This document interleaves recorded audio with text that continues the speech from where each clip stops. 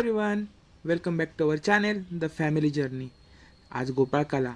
चला तर पाहूया आज आपण काय काय एक्सप्लोर करतोय.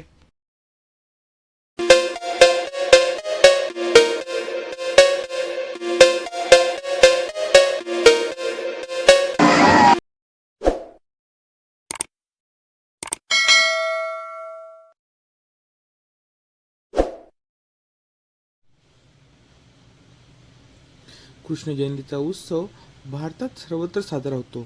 महाराष्ट्रात विशेषतः कोकणात या उत्सवानिमित्त दुसऱ्या दिवशी दहीकाला होतो व त्याचे सेवन करून उपवास सोडला जातो. शनिवार असल्या कारणाने त्या दिवशी आम्ही मारुतीचे दर्शन घ्यायचे ठरवले. मंदिराबाहेर पोचताच मधुर हनुमान चालीसा कानावर पडण्यास सुरुवात झाली. मंदिरामध्ये जाऊन हनुमानाचे दर्शन घेतले. मंदिरामध्ये सर्व वयोगटातील पुरुष व महिला हनुमान चालिसेचे पठण करताना पाहून मन भारावून गेले. श्रीकृष्ण मंदिरात कृष्णाचे दर्शन घेण्यासाठी व दहीहंडी पाहण्यासाठी लोकांची गर्दी रस्त्यावर दिसत होती. गोविंदा आला रे आला असे गाणे गात अनेक लहान थोर पुरुष नाचतात व दहीहंडी फोडतात. या दिवशी महाराष्ट्रात विशेषतः मुंबई पुण्यामध्ये उंच मटक्यात दही दुधाने भरलेला हंडा ठेवून तेथपर्यंत मानवी मनोऱ्यावरून पोचून तो हंडा फोडण्याचा दहीहंडी हा साहसी खेळ होतो. वाटेमध्ये आम्हाला एक पथक हंडी फोडण्यासाठी जाताना दिसले. गाडीतील मुलांची हुल्लडबाजी चालू होती.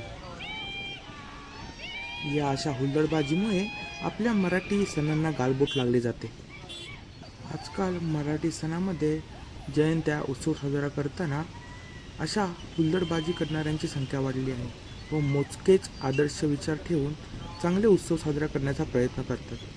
श्रीकृष्णाने वज्रमंडळात गायी चालताना आपण व आपले सवंगडी या सर्वांच्या शिदोऱ्या एकत्र करून त्या खाद्यपदार्थाचा काला केला व सर्वांसह त्याचे भक्षण केले अशी कथा आहे. या कथेला अनुसरून गोकुळाष्टमीच्या दिवशी एक सजवलेल्या मटक्यात काला करून ते दोरीच्या सहाय्याने उंचावर बांधण्याची व मानवी मंदिर रोखून ती दहीहंडी फोडण्याची प्रथा आहे.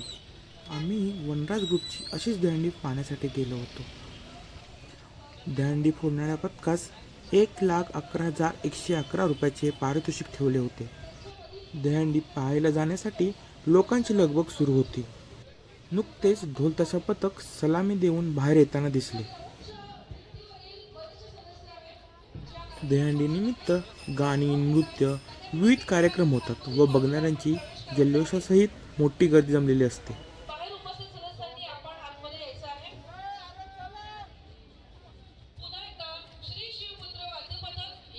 दहीहंडी पाहण्यासाठी लोकांची तुडुंब गर्दी झाली होती. आकर्षक विद्युत रोषणाई व डीजेच्या तालावर लोक नाचत होते.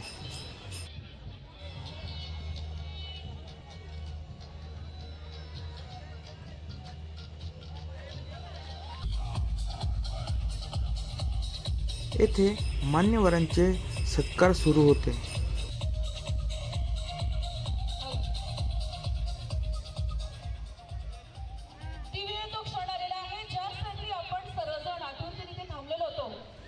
सुंदर अशी कृष्णाची बासरी वाजवतानाची उभी मूर्ती, त्याभोवती गोलाकार सजावट व खाली दहीहंडी अशी यावर्षीची थीम सर्वत्र दिसत होती. कार्यक्रमाची सुरुवात आपल्या सर्वांच्या लाडक्या गणपती बाप्पाच्या मानवंदनेने झाली. आयोजकांनी प्रेक्षकांचे मनोरंजन कसे होईल याची पूर्णपणे खबरदारी घेतली होती.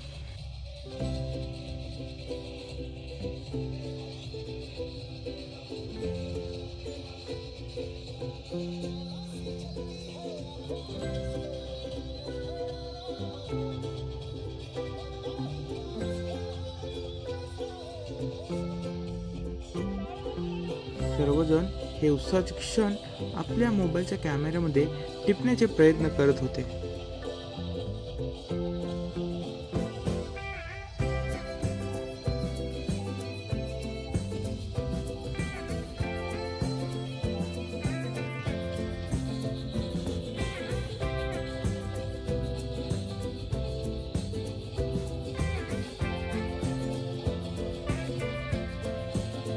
या सुंदर अशा परफॉर्मन्स नंतर ईशा केसकर यांचे स्टेजवर आगमन झाले. त्या पाठोपाठ संकल्प दहीहंडी पथक इंदापूर यांनीही हलगी वाजवत एकदम दिमागदार एंट्री घेतली.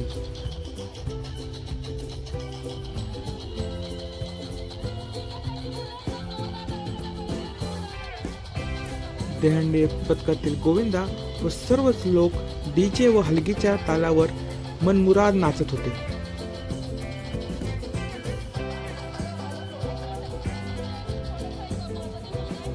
दहीहंडी, कृष्णाची बाजरी वाजवतानाची मूर्ती व बाजूची सजावट खूपच मनमोहक होती व ती सारखी आकर्षित करत होती.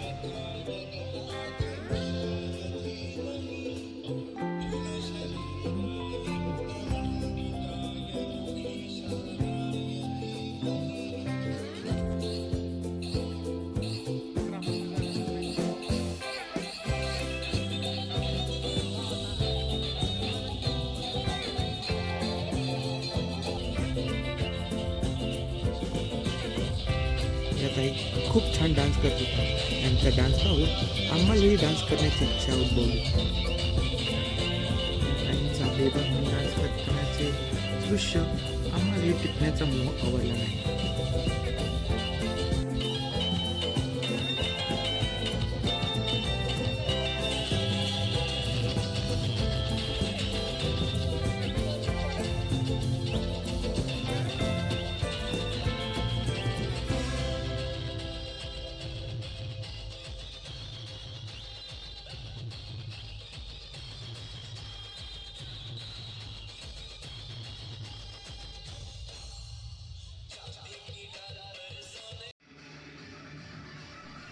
यानंतर आम्ही आमच्या सोसायटीमध्ये दहीहंडीसाठी आलो.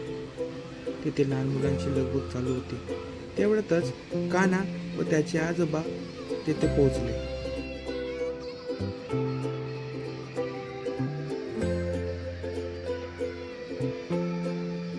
सोसायटीतील बालगोपालांनी दहीहंडी लावण्याचा त्यांचा प्रयत्न सुरू केला.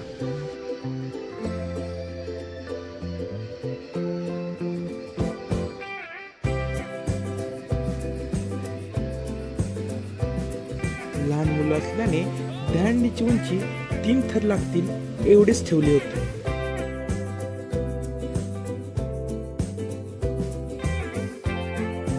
सोसायटीतील मेंबरना मुलांच्या मागे उभे राहण्याची रिक्वेस्ट केली, जेणेकरून त्यांना सपोर्ट भेटेल व कोणाला इजा होणार नाही. अशा प्रकारे लहान मुलांनी 2 थर लावले होते. कान्हा हे सर्व पाहत होते.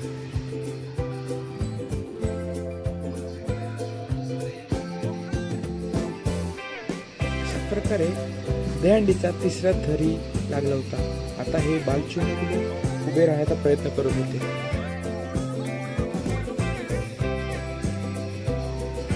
तिसऱ्या थरावर वरचा गोविंदा उभा राहण्याचा प्रयत्न करत होता, पण लहान मुलं असल्याने थोडी घाबरतच होते. त्यानंतर सोसायटीमधील दुसऱ्या लहान मुलांच्या ग्रुपला थर लावण्यासाठी परवानगी देण्यात आली.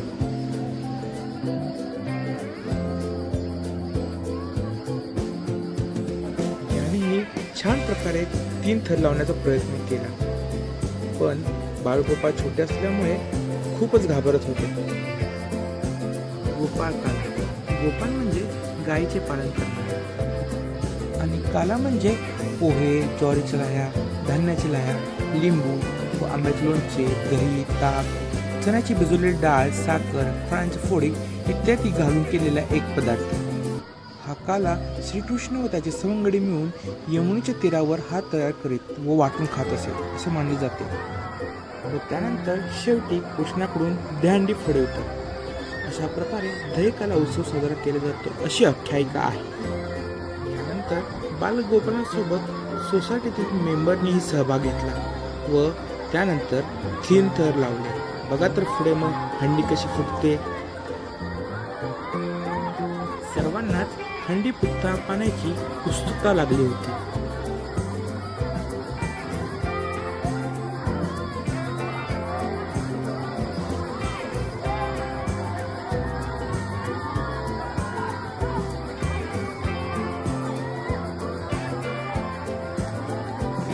फायनली बालगोपालाने ती हंडी फोडली.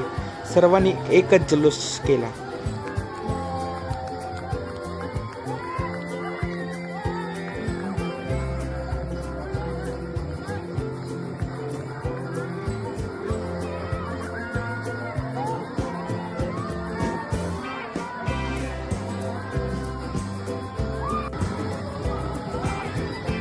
आणि अशा प्रकारे आयुष्यातील आणखीन एक दिवस अविस्मरणीय करण्याचा प्रयत्न केला. शेवटी काय राहतील त्या आठवणीच.